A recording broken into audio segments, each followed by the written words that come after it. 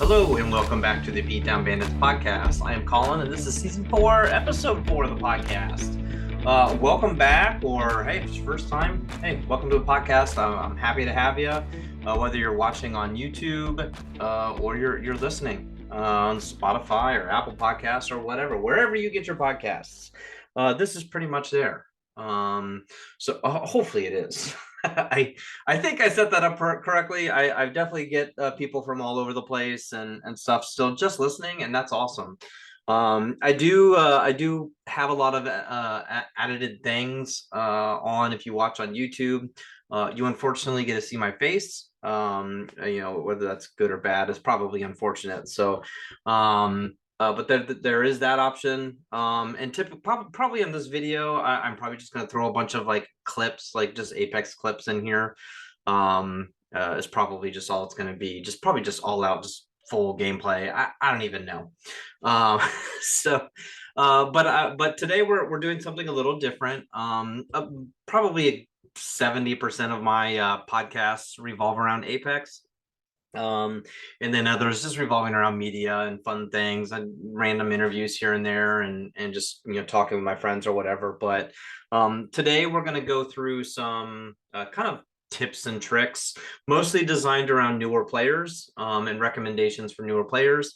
I have done 2 or maybe 3 tips and tricks videos in the past.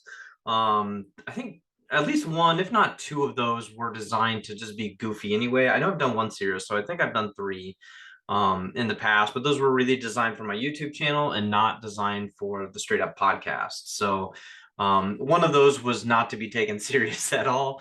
Unfortunately, I think I got some comments like, "What the heck are you talking about?" It was totally just fake. So just I don't know, it's just my humor. It was not meant to be taken seriously. So but today's is definitely going to be more serious. Okay, I promise. This is going to be 10 actual just good insane tips and tricks for newer players. Even if you're not a newer player, or just like you just like listening to these, I listen to them too. I've been playing since day 2 of that Apex Legends dropped, and since day 2, I have been watching tons of videos. I literally just watched one yesterday of like different tips and tricks. So there is that. I also have notes here on my phone. So if you're watching on video right now, I'm going to be looking down at my notes. There's some things I definitely don't want to forget. So this current season, we're in season 16 now. Is the highest player count that Apex has ever had, which is surprising and a very cool thing, right? So that means that there's a lot of new people that are coming to the game. There's probably a lot of people who have maybe not played, excuse me, not played for a few seasons, or a few years even, and are coming back because there's new things being introduced. And season 16 was definitely no exception to that. There was tons. This was probably the season with the most overall changes to metas and how legends work and all sorts of things. So definitely quite the mix up. If like I said, if you're newish, Apex is a very very competitive battle royale game. Right, so that means there's going to be tons of sweats in the game. There's going to be a ton of people that forgot that video games are designed to be fun and enjoyed. So there's always that you need to keep kind of in the back of your head. Also know that being a battle royale, and if you're playing just normal mode, you have like a 1 out of 20 chance to win. So statistics are not in your favor to win most games. So theoretically, you would need to drop in and play 20 games to win 1 game. If you kind of go off those odds. Some players are a lot better than others, or play for wins better than others. So that's even going to lower your odds if you're just kind of hoping for the best. So picking up tips and tricks pretty quick and learning the tricks of the trade, so to speak, is definitely recommended, and will pick up your win percentage. Now, I started playing Apex in season 0, like I said, started pre-season 1. I started on the 2nd day. It was just happened to be the night that I was playing video games. I downloaded it the day it came out. Sorry, I got to clear my throat. I downloaded the day it came out. I didn't get around to playing it until the next day. And then probably season 2 through 5, I was pretty decent. Then I'll have some couple seasons here and there, but overall, like I don't take the game super serious anymore. I never really got into ranked until like serious ranked, until maybe like season 8 through 14, 8 through 13, something like that. Last couple seasons, last 2 seasons are really so. I haven't taken it that serious. This season, I think I maybe have 5 to 10 ranked games played. So I'm just playing for fun currently. Like this season, I'm just having a good time. And I was definitely a little more burnt out last season and season 15. So season 16, I'm just trying to have fun again, and that's really worked out pretty dang well for me. I do only play maybe 6 hours a week, but I have done that since it dropped. So literally for the last 4 years, I have played games every week, unless like I'm on vacation or something like that. But I have played 2 days a week, every week for the last 4 years. Um, there might be a time here and there where I play it for like an hour and a half and just am tired. But then other times where I'll play 4, 5, 6 hours in one setting. So it varies, but yeah, around 6 hours a week or so. And maybe a smaller portion of that being ranked. There were some seasons, like I said, I played ranked quite a bit. The last couple seasons, not so much.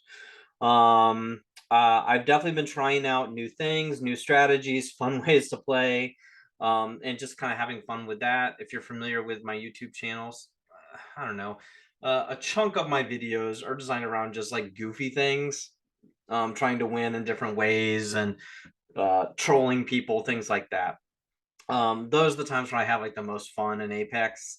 It is definitely fun to win. It's a good time, especially if it's like a really competitive game and you're basically sweating to do it.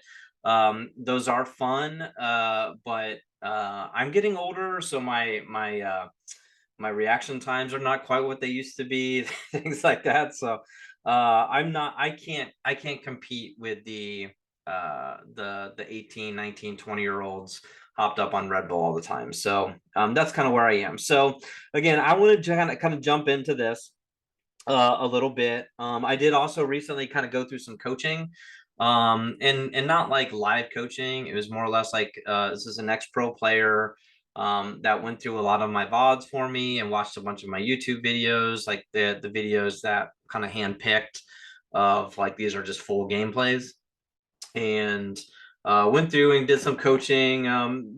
Probably 75% of it was around me specifically, and then a little bit of my friends. So there's like maybe like little tiny bits and pieces here, and I might do an actual video on like the stuff that I learned from that as well. But really since then, I haven't really played all that serious. But at some point I need to like really dig back into those things that I learned from that pro. So let's dig into the tips, shall we? So number one, and again, this is for people just starting out. I think the most important thing is just kind of picking the right legend for you. Learning the ins and outs of like 3 to 4 legends is a really smart idea right off of the bat. Sometimes a teammate might kind of pick your main that or your favorite legend that you've been playing a lot of. So having backups ready to go is always a good plan. But just always keep in mind that if you're a newer player, picking a legend on like looks alone is not kind of the smartest option. There are legends that just require like tons of communication with your teammates, or have just like very high ceilings or skill gaps based around those legends. So the first ones that kind of came to mind were like Crypto, Watson, and Seer. I was just trying to name 3 legends that if you start on day one with those legends, it's going to feel a lot more challenging than picking up somebody a little more newer, player friendly, but still great players and pros can play these players, and they're light years above. But they're just easier to pick up and understand what their premise is right off of the bat. And those people, those players, the first 3 that kind of came to mind for me were Octane, Bangalore, or Lifeline.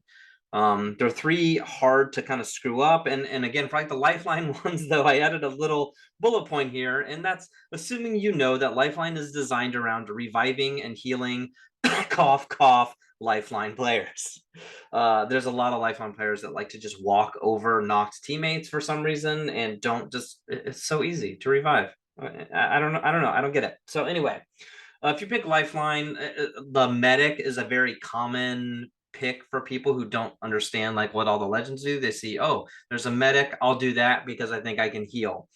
Just keep that in mind. When you're playing lifeline, you are designed to drop your healing drone and you're designed to revive. That's what your skill is based around on. So but again, it's very user friendly right off of the bat. Lifeline is Bangalore as well. You can kind of mess up some smokes here and there. Octane is really fun to just going as fast as you possibly can, but just watch your health. Stimming to 1 HP is very dangerous, and getting too far separated from your teammates is also very dangerous. So use that when needed. But again, just starting out, focusing on just a couple different legends and trying to master those legends rather than jumping through legend after legend after legend and not ever really mastering one. So if there's a couple legends you like and you find yourself playing, jump into like watching some videos on those particular legends as well. All right, so tip number 2 is learning the maps and zones. So this was something that I learned from like when I was coaching is I actually have a pretty high success rate of like kind of picking where the zones are going to be and where they're going to go. So having that knowledge, especially in ranked, can be a lot more useful. If you're like the first team that's going to be at the end zone and you can predict that really early on and being able to set up and have like kind of that God spot for end ring, 9 times out of 10 you're going to be like a top 5 placement and you're going to be scoring points anyway. So having that knowledge and learning those zones early on and how the rings shrink can definitely play to your advantage. When you dropping at the same POI helps with rotations. It helps you learn the loot paths and can kind of speed you up as well. So now slow looting is definitely a major bummer because most people don't want to loot for 10 minutes and then just kind of die in that first fight. So 99% of games, you're just not going to run out of ammo or heals, nor do you need the best attachments to win every gunfight. So just keep that in mind. That will help maybe speed those things up. But having that general zone knowledge and rotations. Now, I did a lot of that specifically just by watching people who are much better than me play the game. Watching like the ALGS games, watching pros play on their like YouTube channels or their streams, watching their videos. This is just a great way to pick up like kind of like what their thought process is when moving throughout the map. When moving, you should have like some type of general purpose of why you're going there, how you're rotating around like a mountain or like a fight or something like that. There should be purpose with it. So when you're moving, have purpose, not just kind of wandering aimlessly or brain dead pushing fights all the time. Knowing and kind of predicting that zone is going to help you win more games, period. Okay. Tip number 3 is finding friends. All right, playing Apex constantly solo is basically a good way to destroy your mental health. So finding friends with similar styles, senses of humor, or just generally good people can make the video game experience so much better. Now I know a lot of people who only play solo because they say they have no friends to play with. So if you need someone to play with, there are tons of options out there. Through Reddit, there's like an Apex looking for game. There's tons of Discords. Getting to know other people on like through comments on YouTube channels or live streams, things like that, is another great way to do that. But if you also still need somebody to play with, you feel free to comment on this video and maybe make some friends down there. Hopefully somebody will see that and maybe be able to comment as well. I can also maybe point you in the right direction if you comment below saying, hey, where would you say would be the best place to find some people to play with that want to play on my style? I can help you. There's apps out there. There's websites you can go to. So there's Reddit channels, there's Discord channels, things like that. And I'm more than happy to help out. Number 4, have patience and awareness. So this game revolves a lot around third parties. So if you're not aware of like what a third party is if 2 teams are fighting, and then a third party, another whole nother team comes and tries to basically clean up that fight, giving them advantage because those teams are fighting each other, doing a bunch of damage. And then your team or another team comes in fully healed, ready to go, and just is able to kind of clean up that fight. That's kind of what the premise of a third party is. So you should know, and just kind of that general awareness where enemies might be and where enemies might rotate from. You should kind of have that internal clock when engaging on a fair fight, a 3v3. Say you just run into another team and you're going to fight that team. You might have about 60 seconds before other squads will be joining you. Other squads will even kind of go deep into the ring on like round 1 or 2. A lot of teams will still take that fight or even kind of gatekeep you, which is by far like the worst. If you're the team gatekeeping, it feels really good. It's like, hey, we got an advantage. They're going to be taking all this ring damage coming in, and we've got a huge advantage now. So knowing those things in the back of your head that somebody could be and most likely will be gatekeeping us, because we were in this fight for a long time and people are just going to be patiently waiting. So having that internal clock of about 60 seconds, and if you can't finish the fight in 60 seconds or less, then it's probably time to move on. And if you're the one that is trying to third party, it's kind of where patience comes in as well, is just kind of waiting for knocks to happen. And then you have to pounce on it. You cannot third party late and you cannot third party early. If you third party early, if you just kind of jump in guns blazing, guess what? And all 6 are still up and you're trying to third party that 3v3 fight, all 6 just turn on you because, hey, it's another party. Everybody starts shooting you. And it's like, why am I getting shot by 6 people? Like, why didn't they just keep shooting each other? It's like, well, because it's the new thing in town, right? So they're going to all start shooting you. But you have to have that aggressiveness to be able to watch for knocks. You can watch in the kill feed, or if you're able to see the fight and you can start seeing a couple people crawling around, that's the time to get in there. You can't wait. If you wait, then people have time to shield swap, pop a bat, pop a Phoenix kit, get their teammates up, pop lifeline drones, all sorts of stuff. So you have to time it perfect. If you're behind, it's too late. You're not going to be able to third party properly. So you have to be ready to go on those. Something else to consider is if is your positioning in fights. If I did have $1 for every time my random teammates gave up the God spot in a fight to push a kill and then end up dying and costing the game, well, let's just say I would have a lot of money.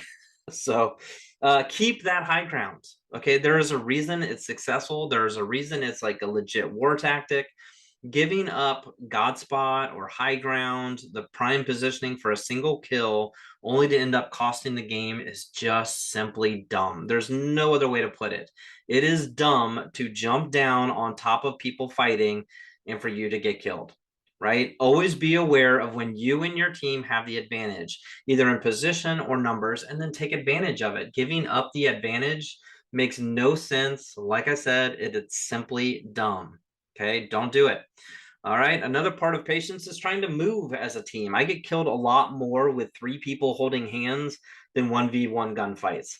Those are the teams that know how to third party properly.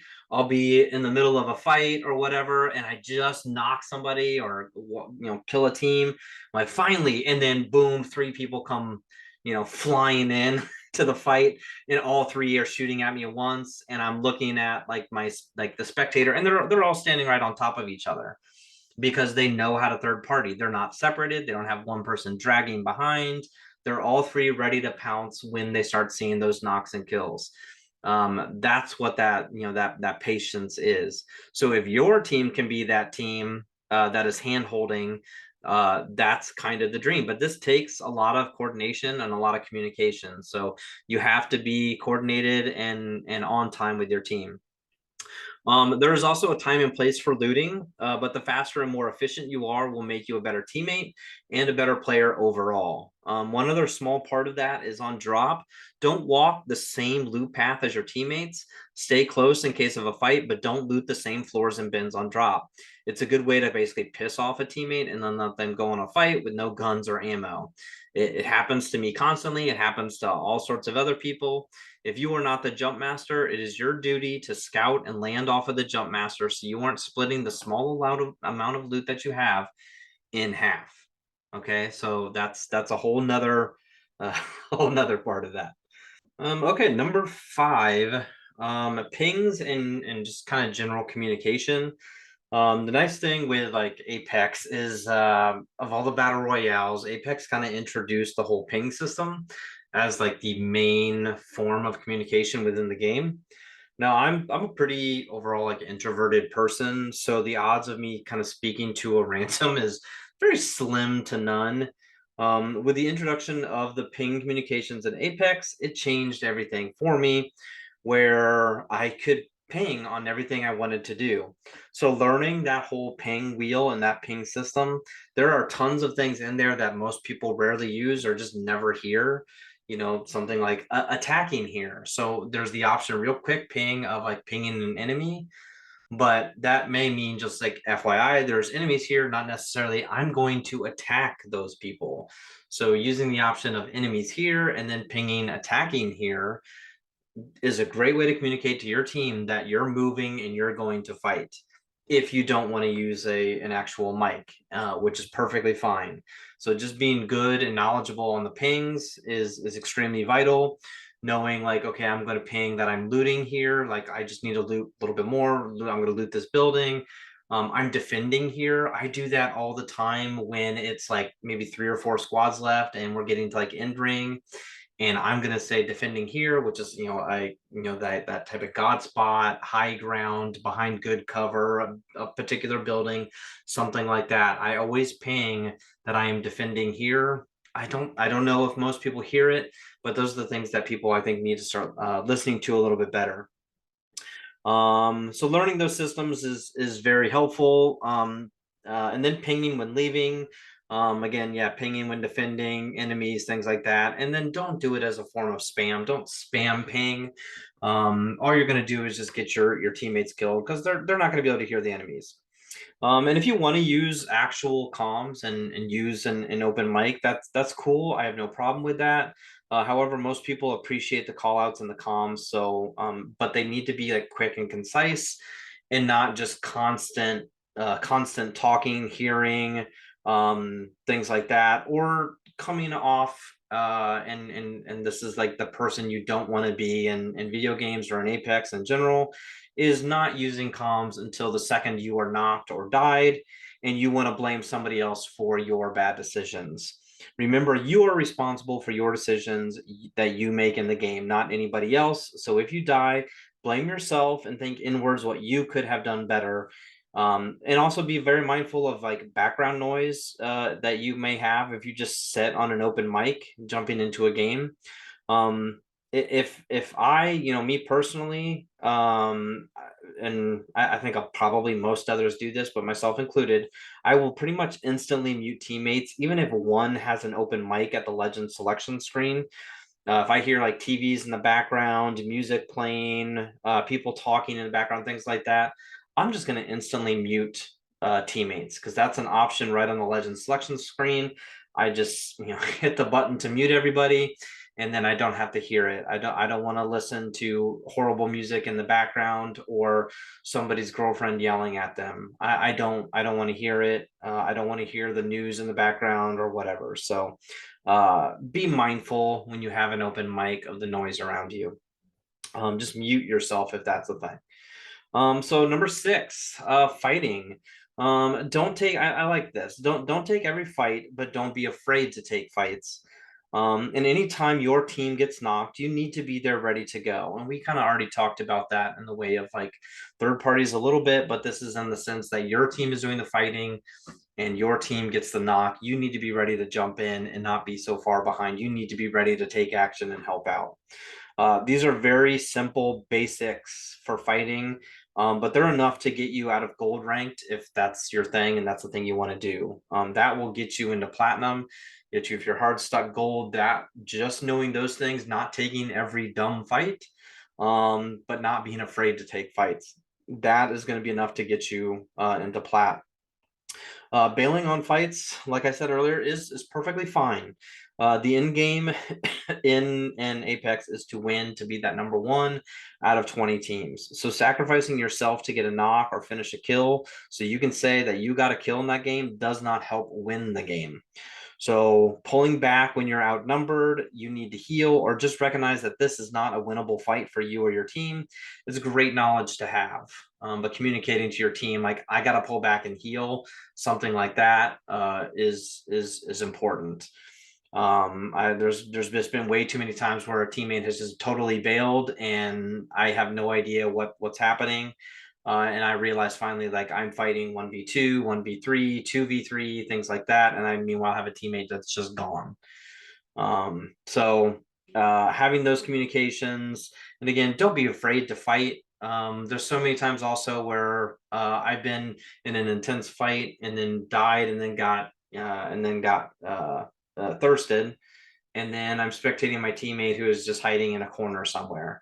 It is a video game, and 9 times out of 10, if it's especially in pubs, like, it doesn't matter if we die, right? Let's get back to the get back to the lobby so we can start again, right? So don't be afraid to take fights that are winnable. Number 7, healing. So switching to cells on drop instead of syringes. So by default, your default heal is syringes. So the second you can, or you think about it, switching that to cells or batteries is by far the best thing that you can do right off of the bat. And using those allows you to make sure that you don't have armor cracked instead of syringes. So popping cells or bats pretty much helps the fact that you're not going to have the enemy team hear the call outs of, hey, I cracked that guy, or that, broken shields, he's flash, whatever. So always use a battery over a med kit. It's much better in my opinion. They're faster, the med kits, and just provide more value, so you're not hearing you're not getting the comms on the other team for cracked or anything like that. Armor swapping though is by far the fastest mode of healing. So if there is death boxes nearby, or if your teammates have dropped an armor for you, some are really good about, hey, there's death boxes all around, I got a knocked teammate, I can drop my armor real quick that's fully healed and go grab another one. So this guy can just get up right away, grab this fresh armor, and he's ready to rock and roll right off of the bat for when that third party is about to hit us. So armor swapping, again, is by far the fastest way. So if you can do it, then that's great. It can be very tricky, especially under pressure if you're getting shot at while being in that death box. But just know, even if you're getting shot and they're breaking your shields, you can get that armor off, and then you're fully healed instantly. So like, you almost have to like just toughen it out, take the bullets, and just grab the armor in the death box. Know where it is. It's a hard thing to practice because you can't do that in the firing range or whatever. So you have to be able to do that in the battle royale, and that's a hard thing to practice. So doing it more and more is helpful. Let's see. Number 8 is warming up. So I'm not big on this, to be honest. I probably should do it more. And there are multiple ways to do this. I kind of prefer one over the other. But there are a lot of people who swear by the firing range. I'm personally not a giant fan of spending a ton of time in the firing range. There are people who say like, oh yeah, I spend at least 30 minutes in the firing range. Like, well, I only play 2 days a week for a few hours. Like, I don't have time to sit there and warm up for those things in that sense. So when and if I do get in the firing range, which is maybe like every third or fourth time I get on, especially if I haven't played for a little bit, like I do sometimes will feel rusty. If I do jump in the firing range, it's like 10-15 minutes max.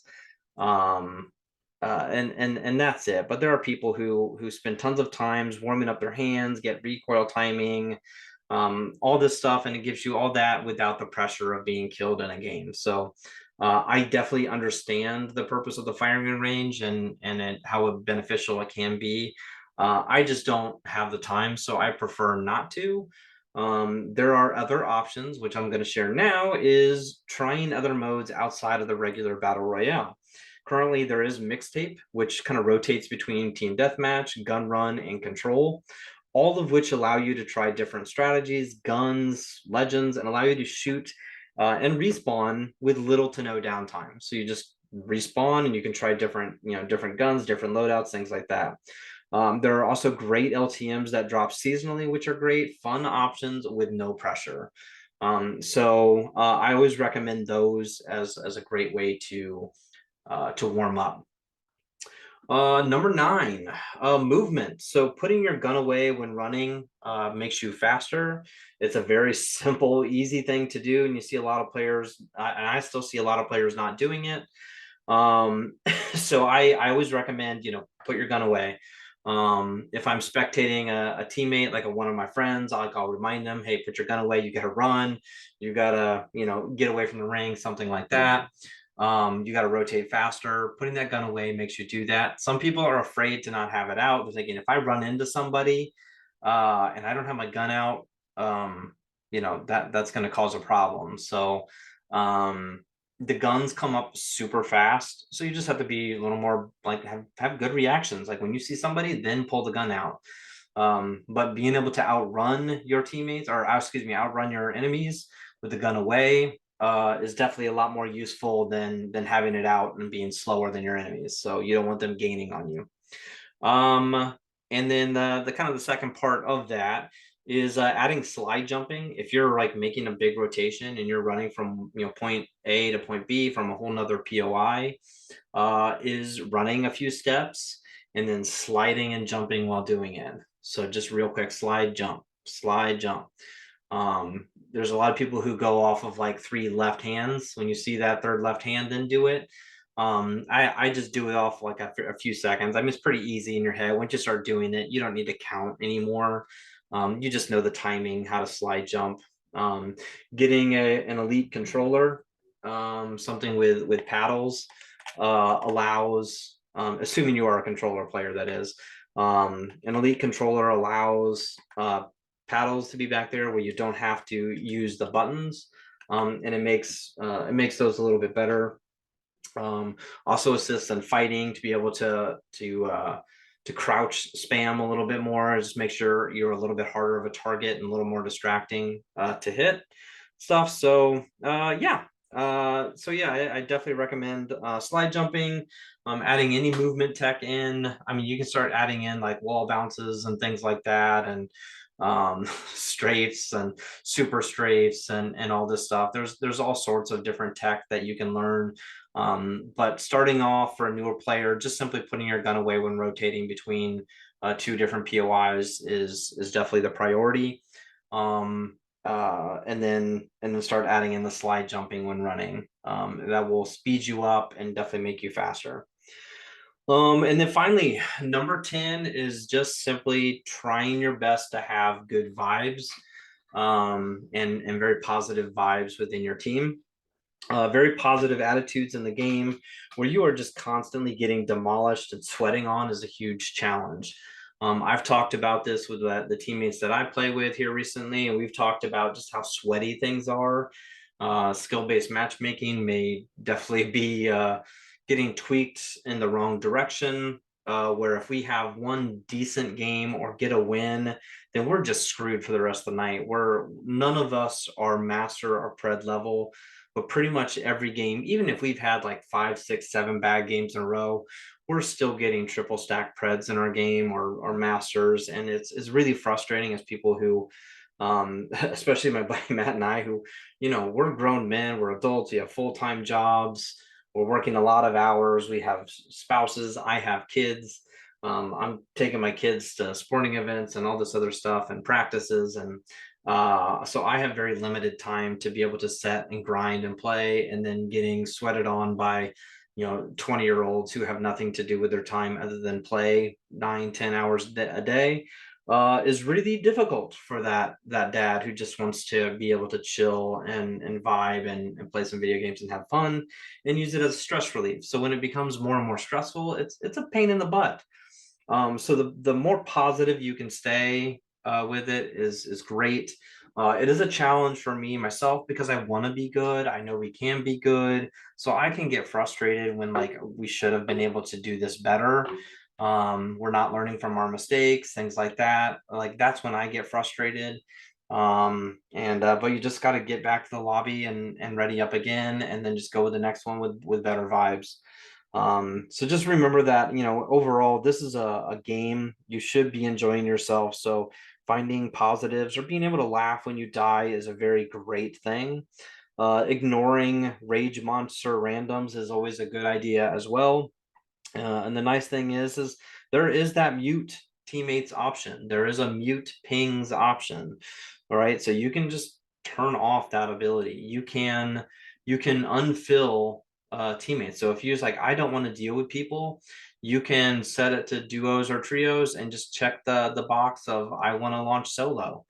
And I would definitely recommend duos. It's a slower matchmaking, so it'll take a little bit longer to drop you in into duos, but you at least stand a fighting chance. At least somebody of my skill. I do solo duos a lot. It kills my KD.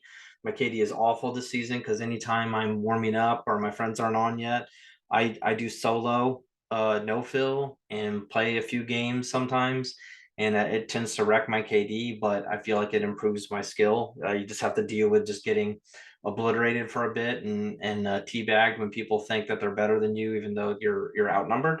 So you just gotta toughen up and kind of deal with that, right? So yeah. And also this is with that, with kind of those good vibes of just being in a better mood. There is like also like the general health and diet aspect of that as well. Kind of being overloaded on caffeine and sugar and then going on like 14 hours of Apex is not going to make you better. But staying hydrated with healthy amounts of sleep and caffeine is definitely a much better and more optimal state to play in. So always consider, your diet, what you're putting into your system, staying hydrated, things like that. I will drink like a like a G Fuel or something like that on occasion. I don't think it helps me, but like I try to stay up on those nights, and I just need like a little bit of that caffeine kick. So I limit my caffeine to like that during a day. Other than that, I'm drinking water, and every once in a while I may have an adult beverage or two while playing, but really I try to hydrate better. Trying your best to drink half gallon to a gallon of water every day. Just keeping that hydration going is definitely going to keep you a little more focused and ready to go. So, but there's obviously tons of studies on there. You don't need my opinions on that stuff. So anyway, that is the 10 kind of uh, good tips that I have for beginners, people starting out. So hopefully you find that helpful. If there's anything else that you would recommend for newer players jumping in, feel free to drop that below and post those in the comments. But again, thank you very much everybody for watching and or listening, and we will talk to y'all later.